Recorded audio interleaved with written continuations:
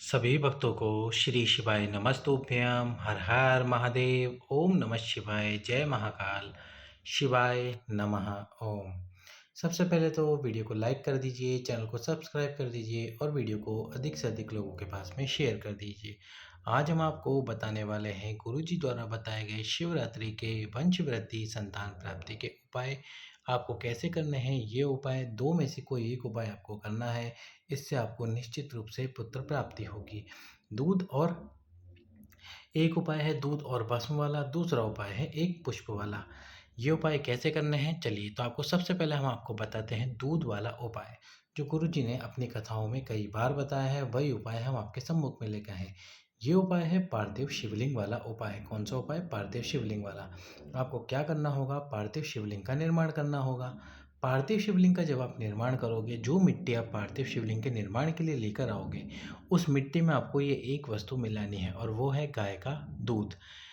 वैसे तो गुरुजी ने 3 वस्तुओं में से किसी एक को मिलाने के लिए कहा था। यदि आपके पास में तीनों हो तो तीनों मिलाएँ, तीनों में से कोई एक है तो 1 मिला दीजिए, 2 है तो 2 मिला दीजिए। 3 कौन-सी है? गाय का दूध, गाय के दूध से बना हुआ घी और गाय के ही दूध से बना हुआ मक्खन। तो यदि आपके पास में गाय के दूध से निर्मित मक्खन है, घी है या दूध है, और यदि केवल दूध है आपके पास, घी और मक्खन नहीं है, तो केवल आप दूध उस मिट्टी के अंदर, जिस मिट्टी से आप पार्थिव शिवलिंग बनाना चाहते हो, उस मिट्टी के अंदर मिला दीजिए। यदि आप मिट्टी के अंदर दूध मिलाकर पार्थिव शिवलिंग का निर्माण करते हो, पार्थिव शिवलिंग आपको बनाना कैसे है? बेलपत्र के ऊपर ही पार्थिव शिवलिंग बनाना है, इस बात का विशेष ध्यान रखना। बेलपत्र के ऊपर पार्थिव शिवलिंग बनाओ और पार्थिव शिवलिंग बनाने के बाद में आपको ये जो पार्थिव शिवलिंग का आप निर्माण करोगे, इसकी पूजन अर्चना करनी है। अब आप पूजन अर्चना कैसे करोगे? तो देखो, जो गुरुजी ने श्रावण शिवरात्रि में पूजन कराई थी, उसका वीडियो अभी भी यूट्यूब पर है। आप वहाँ से उस पूजा को देखकर कर सकते हो। लेकिन क्या करना होगा?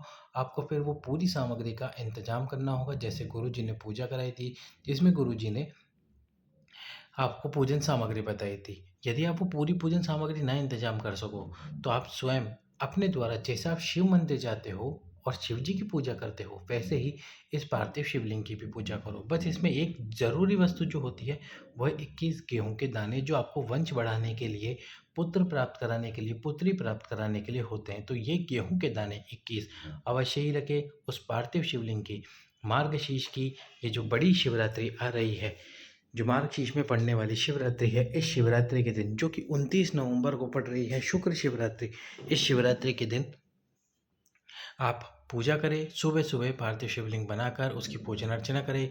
21 गेहूं के दाने जरूर समर्पित करें और जिस मिट्टी से आप पार्थिव शिवलिंग बना रहे हैं, उसी मिट्टी से आपको क्या करना है? उसी जिस जिस मिट्टी से आप पार्थिव शिवलिंग बना रहे हैं, उसमें आपको गाय का घी, गाय का मक्खन या गाय का दूध, तीनों में से कोई एक वस्तु ज़रूर डालनी है।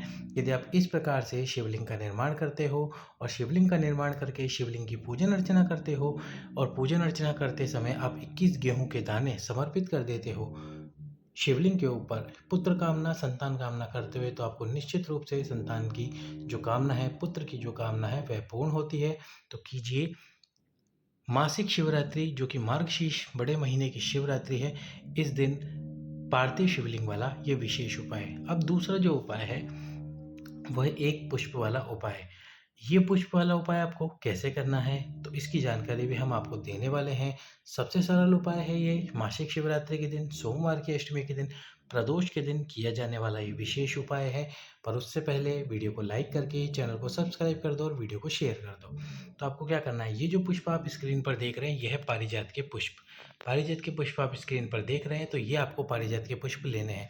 अब ये जो पारिजात के पुष्प अभी इस समय पर उपलब्ध हैं, यानी कि पेड़ के अंदर भी पारिजात के पुष्प आ रहे हैं। हमारे हमारे खुद के घर में भी जो पेड़ लगा है, उसमें पारिजात के पुष्प आ रहे हैं। तो इसलिए अभी आप ये ना कहें कि पारिजात के पुष्प नहीं मिलेंगे, पारिजात के पुष्प अभी मिल रहे हैं।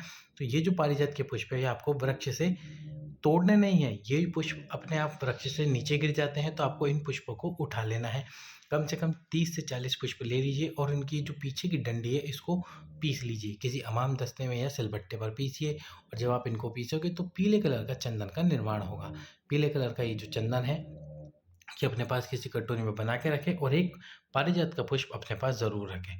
अब इस पारिजात के पुष्प को भगवान शंकर के मंदिर में लेकर जाइए और जो आपने चंदन बनाया है उस चंदन को भी आपको लेकर जाना है शिव जी के मंदिर में शिवरात्रि के दिन। प्रदोष काल में जाओगे तो बहुत अच्छी बात है, प्रदोष काल में नहीं जा सकते तो सुबह-सुबह जाकर आ जाओ। सबसे पहले अब आपको क्या करना है, एक कलश जल दक्षिण दिशा में खड़े होकर उत्तर की तरफ मुख कर कर तुम्रुकेश्वर महादेव के नाम से समर्पित कर देना है।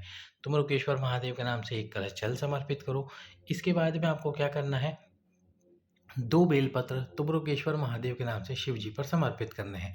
शिवलिंग पे समर्पित कीजिए दोनों बेलपत्र और दोनों बेलपत्र को उठा लीजिए। उठाकर जो आप थाली लेकर गए हो जिसमें आप पूजा करने वाले हो, उस थाली के अंदर रख लीजिए। ये दोनों बेलपत्रों का सेवन आपको करना है, पति और पत्नी दोनों को। यदि पति ना हो घर पर उस समय पर, तो पत्नी ही ये दोनों बेलपत्र का सेवन कर सकती है। फिर आपको क्या करना है, जो आपके पास में एक पुष्प है, उस पुष्प को सबसे पहले श्री तुम्रुकेश्वर महादेव का नाम लेकर समर्पित करना है और वो करना है आपको ये जो माता अशोक सुंदरी का स्थान है यहाँ पर। जब ये पुष्प आप समर्पित करोगे तो इस पुष्प की जो डंडी होगी वो भगवान शंकर की तरफ होगी और पुष्प वाला भाग आपकी तरफ होगा। तुम्रुकेश्वर महादेव का नाम लो, इस प्रकार से पुष्प समर्पित करो। 2 सेकंड, 3 सेकंड, 10 सेकंड बाद इस पुष्प को यहाँ से उठाओ। यहाँ से इस पुष्प को उठा लीजिए। उठाने के बाद में आपको इस पुष्प को कहाँ समर्पित करना है, ये पूरा स्थान माता पार्वती का हस्तकमल है, तो यहाँ पर आपको समर्पित करना है। अब जब समर्पित करोगे तो पुष्प वाला भाग भगवान शंकर की तरफ हो जाएगा और जो डंडी वाला भाग है वो भगवान शंकर के विपरीत हो जाएगा। यहाँ पर भी समर्पित करते हुए तुम्रुकेश्वर महादेव का नाम लीजिए। अब आपको इस पुष्प को 10 सेकंड बाद फिर से उठाना है। यहाँ से उठाकर समर्पित करना है भगवान शंकर के शिवलिंग पे। शिवलिंग पे जब पुष्प समर्पित करोगे तो कैसे समर्पित करोगे, जैसे आपने माता अशोक सुंदरी के स्थान पर समर्पित करा। डंडी वाला भाग भगवान शंकर के विपरीत था और पुष्प वाला भाग इस तरफ था। इस प्रकार से आपको समर्पित कर देना है पुष्प। और पुष्प समर्पित करके तुम्रुकेश्वर महादेव का नाम लीजिए। यही वो आखिरी स्थान है जब आपको इस पुष्प को शिवलिंग पे समर्पित करना है। इसके बाद जो आपने चंदन बनाया है उस चंदन को ले लीजिए। चंदन को लेकर भगवान शंकर के शिवलिंग पे सबसे पहले त्रिपुंड का निर्माण कीजिए। त्रिपुंड निर्माण करने के बाद वो यदि वो चंदन बचता है आपके पास में तो ये जो माता पार्वती का हस्तकमल है यहाँ पर चंदन लगाइए। भगवान शंकर के पूरे शिवलिंग पे चंदन लगाइए। गणेश जी वाले स्थान पर, कार्तिकेय जी के स्थान पर, माता अशोक सुंदरी के स्थान पर भी चंदन लगाइए। चंदन लगाते समय मन में आपको कामना करनी है और कामना क्या करनी है, पुत्र प्राप्ति, संतान प्राप्ति, वंश वृद्धि, पुत्र प्राप्ति, वो उसकी कामना करनी है। इसके बाद में आपको क्या करना है, इस प्रकार से चंदन लगा दिया आपने। चंदन लगाने के बाद में यदि चंदन बचता है आपके पास में तो इस चंदन को आपको क्या करना है, प्रतिदिन इस्तेमाल करना है। इस प्रकार से इस मार्गशीर्ष की बड़ी शिवरात्रि के दिन कीजिए ये दोनों में से कोई भी एक उपाय। यदि आप ये दोनों उपाय ना कर सके तो फिर आपको क्या करना है, एक सफ़ेद पुष्प ले लेना है और घर में आपके जो भी चंदन हो उस चंदन को ले लीजिए। यदि आपको ये पारिजात का पुष्प ना मिले, अब ये सफ़ेद पुष्प में पारिजात का पुष्प भी हो सकता है, कनेर का पुष्प भी हो सकता है, या और कोई सफ़ेद पुष्प भी हो सकता है। तो जो भी आपको सफ़ेद पुष्प मिल जाए, इस प्रकार से सफ़ेद पुष्प मिल जाए तो इस पुष्प को लेकर जाइए। ठीक वैसे ही जैसे अभी हमने आपको पारिजात का पुष्प समर्पित करने का तरीका बताया, वैसे ही पारिजात का पुष्प समर्पित करने का जो तरीका बताया वैसे ही वो सफ़ेद पुष्प समर्पित करो। सफ़ेद पुष्प समर्पित करो। सबसे पहले जल, फिर 2 बेलपत्र और फिर पुष्प। पहला है माता अशोक सुंदरी का स्थान, फिर माँ पार्वती का स्थान और फिर भगवान शंकर का शिवलिंग। और जो भी आपके पास चंदन है, पीला चंदन, लाल चंदन या जो भी चंदन हो, गोपी चंदन, जो भी चंदन हो आपके पास में, उस चंदन को भगवान शंकर के शिवलिंग पे लगाइए। बाबा से प्रार्थना कीजिए, तुम्रुकेश्वर, तुम्रुका जी महाराज का नाम लीजिए।